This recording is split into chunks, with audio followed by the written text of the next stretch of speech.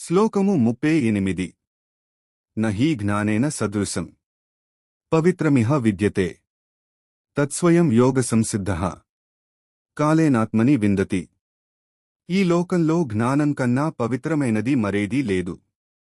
యోగం ద్వారా, సాధన చేయడం ద్వారా మనసు నిశ్చలంగా మారినప్పుడు ఆ జ్ఞానం మనలోనే నెమ్మదిగా వెలుగుతుంది. అది మన జీవితాన్ని పవిత్రంగా మార్చేస్తుంది.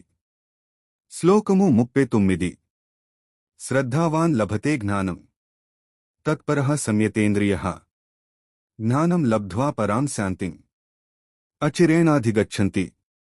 శ్రద్ధ అంటే నమ్మకం ఉన్నవాడికి జ్ఞానం సులభంగా లభిస్తుంది.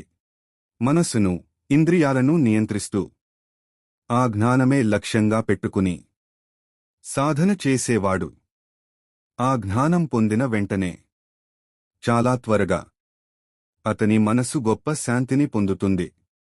శ్లోకము 40 అనిశ్చాశ్రద్ధధానశ్చ సంశయాత్మా వినశ్యతి నాయం లోకోష్టిన పరః న సుఖం సంశయాత్మనః.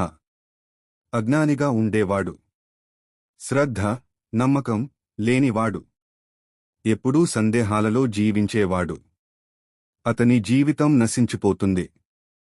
ఇలాంటి మనసు కలవాడికి ఈ లోకంలోనూ సుఖం ఉండదు, పరలోకంలోనూ మంచి ఫలం ఉండదు.